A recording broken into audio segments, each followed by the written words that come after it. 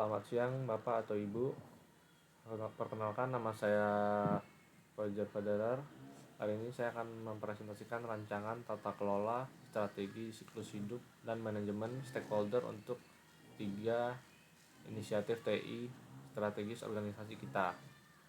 Hari ini saya akan membahas 3 proyek dengan karakter sangat berbeda-beda.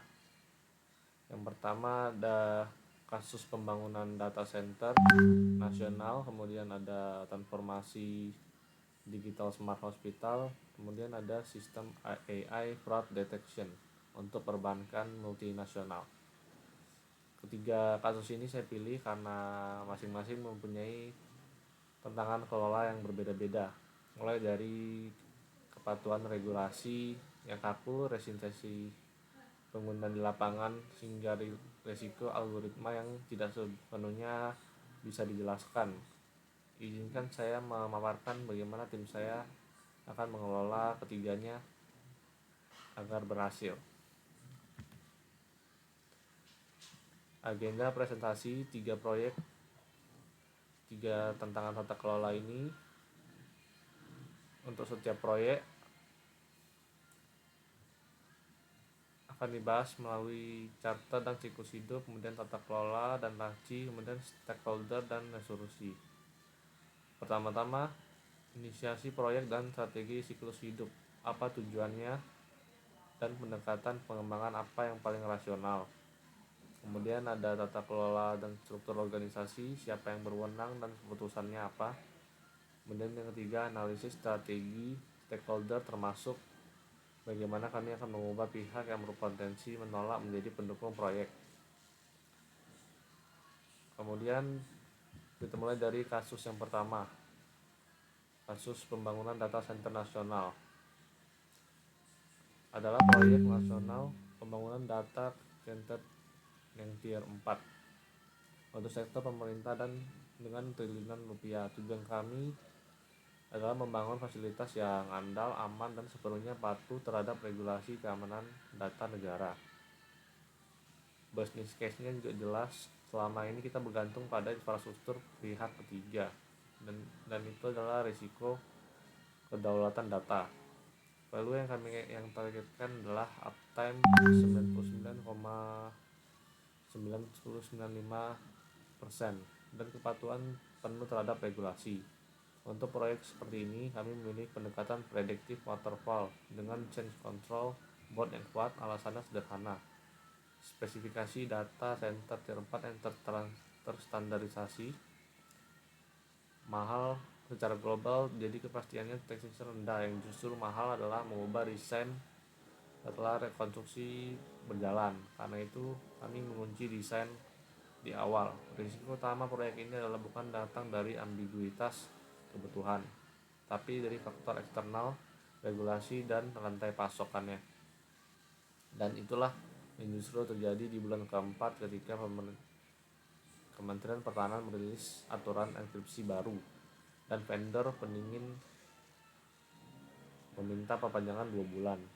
Karena fasilitas ini tidak dioperasikan secara parsial, harus lolos sertifikasi dan audit penuh, kami menerapkan single delivery dengan milestone gate bertahap: desain, pengadaan, konstruksi, instalasi, commissioning, hingga sertifikasi tier 4. Setiap gate adalah titik keputusan formal bagi direksi.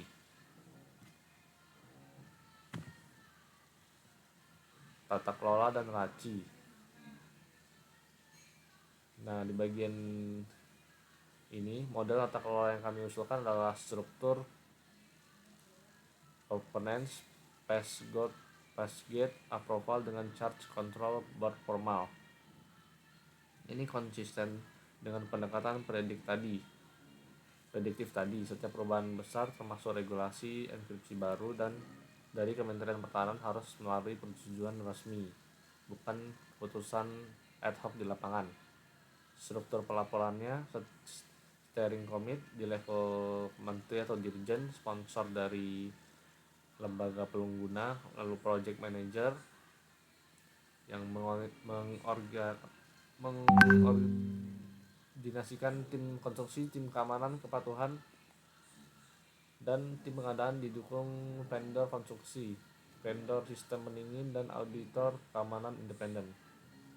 Pada matriks RACI, saya ingin menegaskan satu hal penting kepada direksi, project manager, pemegang akuntabelnya untuk instalasi dan commissioning, sementara sponsor untuk keputusan pengadaan dan evaluasi setiap change request biaya waktu. Artinya ketika muncul permintaan tambahan biaya akibat regulasi baru, keputusan akhir tetap satu pintu, jadi nggak kececer antar tim. Kemudian ada analisis dan strategi manajemen stakeholder. Pada peta power interest,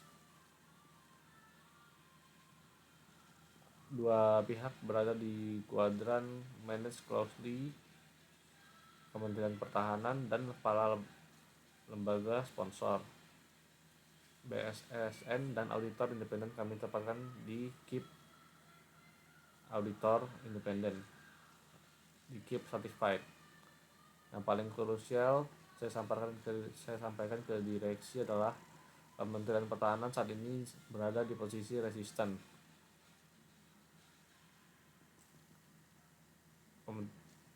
Regulasi inskripsi baru, mereka justru mengejutkan proyek kita di tengah jalan. Target kami adalah mengubah mereka menjadi suportif. Kami membentuk liaison officer kepatuhan yang duduk di tim proyek sejak fase desain, bukan menunggu masalah muncul. Kami akan mengundang perwakilan kementerian di setiap gate review teknis keamanan dan menyusun jalur eskalasi cepat sehingga setiap regulasi baru dinegosiasikan secara kolaboratif, bukan sepihak. Dengan begitu, Kementerian Pertahanan bergeser dari pihak yang mengejutkan proyek menjadi mitra pengawal kepatuhan. Sejak hari pertama untuk vendor pendingin, kami akan renegosiasi kontrak fleksibel, menyiapkan vendor cadangan. Kemudian untuk kasus selanjutnya itu adalah kasus transformasi digital atau smart hospital. Tujuan kami itu adalah meningkatkan kecepatan, akurasi, dan keandalan rekam medis serta dukungan diagnosis berbasis AI. Business case-nya, rekam medis manual rawan human error dan lambat. Value-nya efisiensi waktu dokter, keputusan klinis lebih terinformasi. Proyek ini kami rancang dengan pendekatan hybrid, prediktif untuk infrastruktur server dan adaptif streamnya untuk aplikasi serta modul AI-nya. Alasannya server fisik memiliki ketidakpastian rendah tapi biayanya tinggi. Jadi cocok prediktif, sebaiknya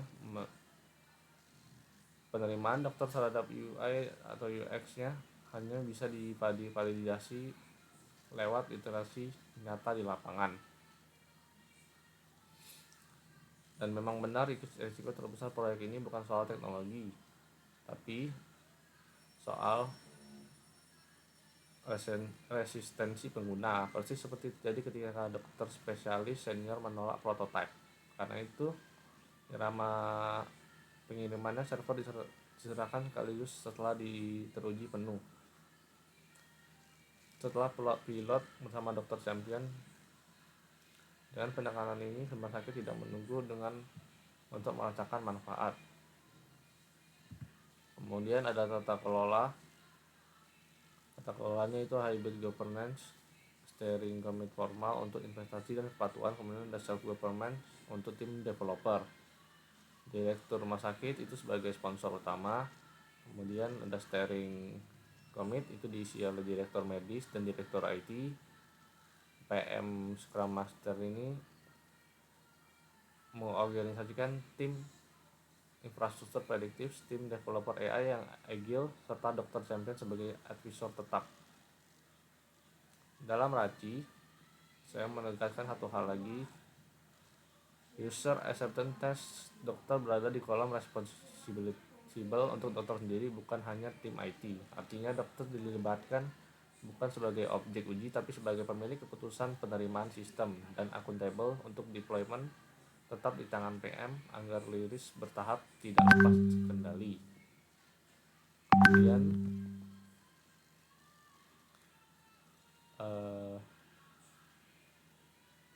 pada power interest stakeholdernya, dokter spesialis senior saat ini, dokter spesialis senior dan direktur RS itu ditempatkan di manage closely. Kemudian ada Kemenkes di keep safe. Saat ini dokter spesialis senior dianggap resisten karena menilai UI rumit dan kurang percaya pada AI dibanding catatan manual mereka. Target utama kami menjadikan dokter spesialis senior menjadi suportif melalui taktik sebagai berikut. Kami akan melibatkan 2-3 dokter champion sejak sprint pertama, ikut mendesain alur UI, kemudian pendampingan intensif, bukan pelatihan massal sekaligus yang justru bisa beresiko. Dan yang paling penting dari kami adalah memastikan AI bersifat rekomendasi bukan keputusan. Dokter tetap memegang otoritas klinis dengan hak override penuh. Dengan pendekatan ini, dokter senior berubah dari pihak menolak sistem menjadi pihak yang ikut memiliki sistem tersebut nantinya.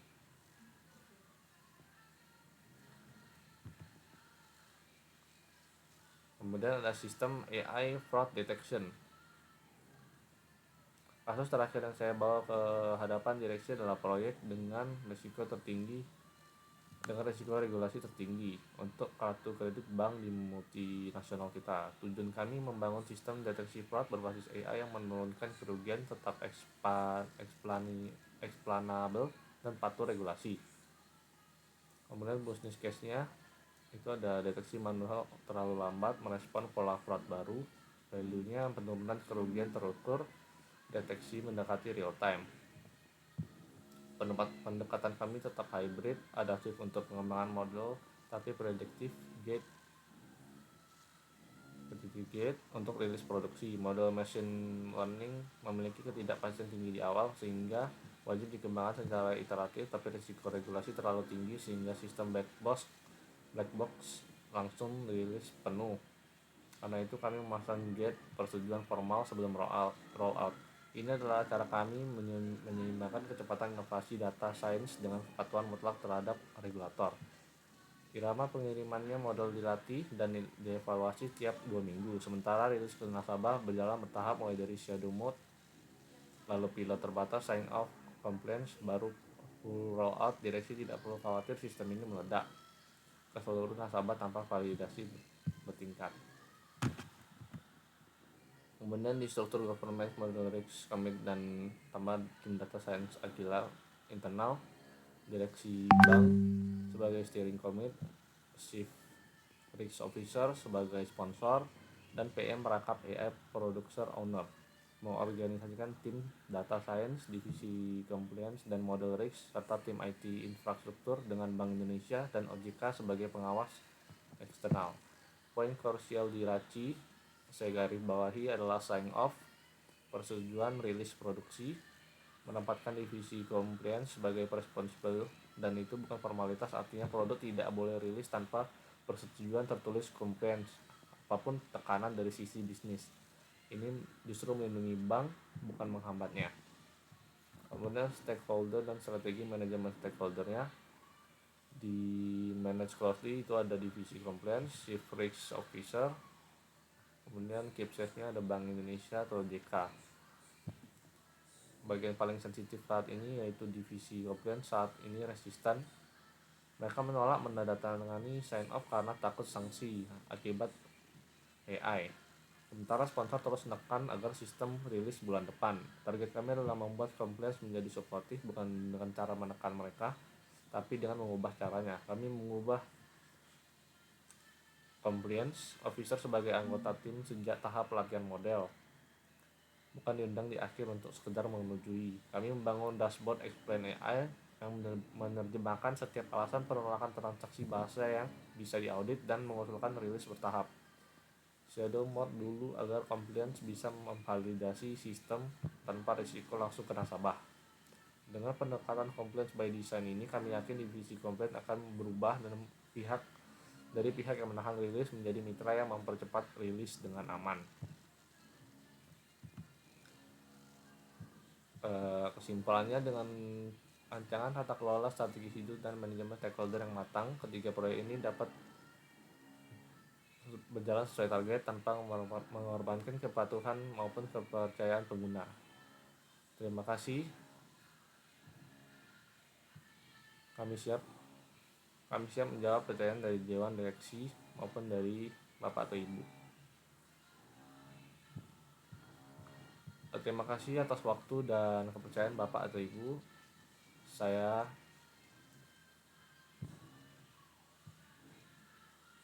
mengucapkan terima kasih dan maaf apabila dalam presentasi ada kesalahan yang saya buat.